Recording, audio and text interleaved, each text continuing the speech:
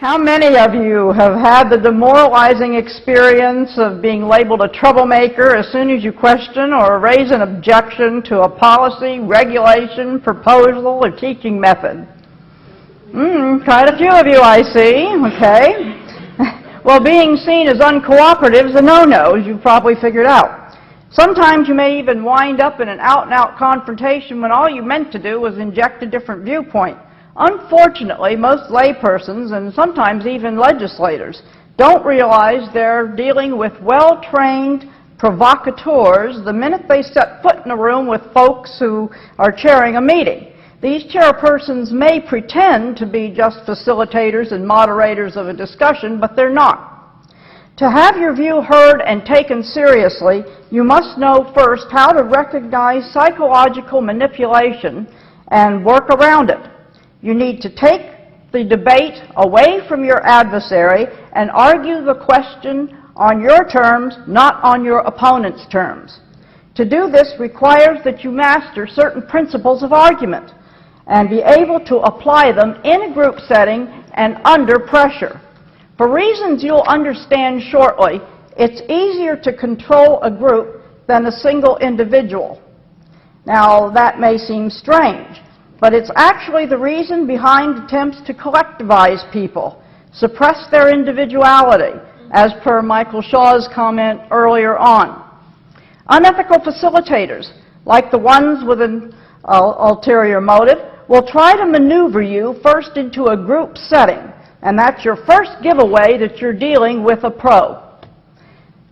Or as I'll be using the term here, a provocateur, a change agent, an agitator, but basically a provocateur.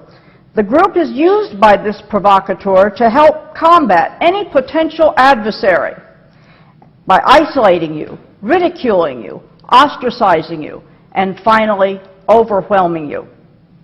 Attorneys, media commentators, and journalists are among the few who get the training that I'm going to give you.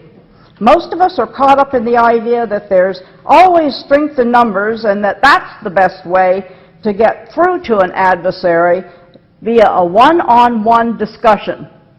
Both are true only if people are honestly debating the issue as equals. But it's not true if the debate is dishonest. If a provocateur can generate a mob mentality and get it to work for him, well, he has control of the agenda. And that's rule number 2. Never let the other fellow conduct the agenda and control the agenda. And by the way, that's how your kids get caught up in all sorts of nastiness, from falling for the hype over trashy artists like Eminem to competing to look like hookers and pimps in school. The teacher, who nowadays functions as an agent of change before all else, deliberately heightens peer pressure so that it functions as a mob mentality. Once that occurs, ideas can be planted that go against 2,000 years of civilization. Both children and adults will accept them for no other reason than that it's fashionable. Of course, children are typically undiscerning and have no experience with hardcore manipulation tactics. Too many parents today have been convinced by experts that authoritarianism and individualism are bad. After nearly 45 years of this nonsense, most of us are ill-equipped to stand up for our principles, much less teach our kids how to do so. We fear being censured and insulted. When we feel cornered, we may sound hysterical, raise our voices, and ensure our doom. The key to remember is that the provocateur gets the group to do the dirty work for him. The mob mentality is achieved by creating what is known in the vernacular of experts as a psychologically controlled environment.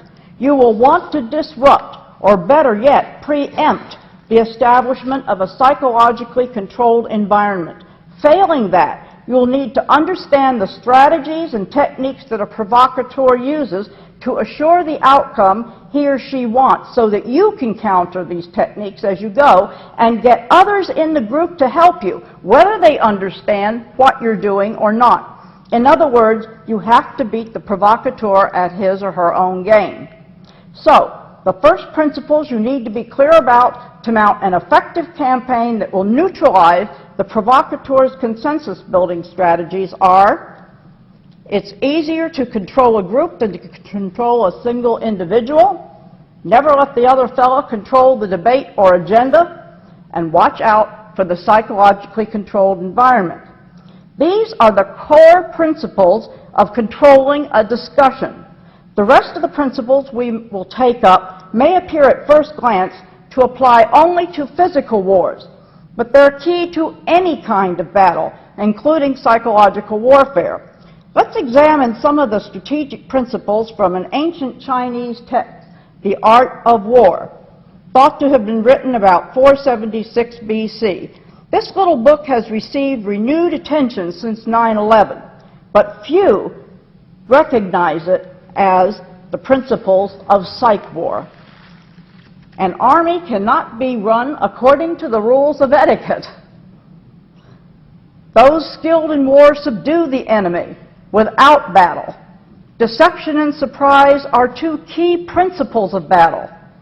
The enemy's leaders must be confused, if possible, driven insane. That's actually how he said it, Sun Tzu, way back in 476 BC.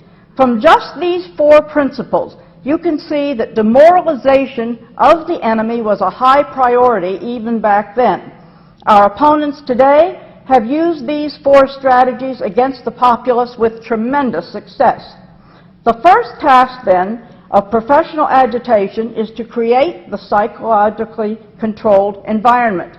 This makes it easier for one side to frame the debate and to keep the opposition, that's you, from doing so. A psychologically controlled environment provides a platform from which to operate and prevents people like you from injecting another viewpoint or, worse yet, redirecting the discussion. The consensus generated from such a forum typically is taken to your legislators and presented as what the community really wants. This sets up a kind of mass neurosis because people like you know the consensus isn't true. Yet the lie is presented by reputable sources that are believed. This leads to a psychological condition known as cognitive dissonance, meaning an irreconcilable conflict has been set up. As people become uncomfortable, you see, they vacillate.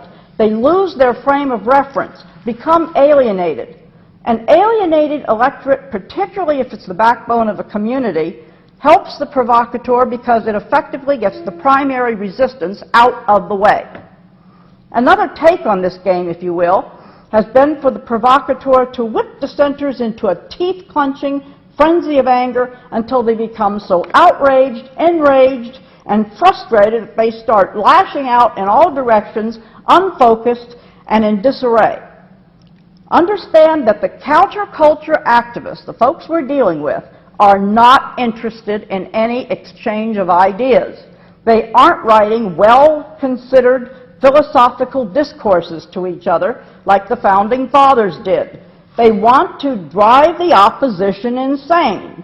In other words, cause them to act irrationally. You know, get so mad that we sputter over our words, slam the door, and just lose it, okay? So, the hypocritical way in which rules are applied to those with politically incorrect views and the disparity in your treatment by the press, all this is deliberately calculated to drive us crazy. As the frustration is turned up, eventually someone, somewhere, will go off the deep end. A bomb explodes at an abortion clinic. A survivalist holes up in some secluded area and starts shooting the trespassers. This thrills our adversaries no end, because then they can come along and say that all people who oppose abortion or all people who want to be left alone are dangerous, which brings us back to the beginning. It's bad form to object. No wonder we're getting clobbered. Now, remember, this is a crash course. Professional agitators spend weeks, months, or years perfecting the techniques I'm going to show you. So if you have a manual already, I'll be skipping around in there because this is normally a 5 to 8 hour course with self-test materials and advanced strategies for folks running for public office in there too. You'll need to go home, Memorize the various principles we're going to go over. Get with somebody and practice, practice, practice the techniques I'll be explaining here.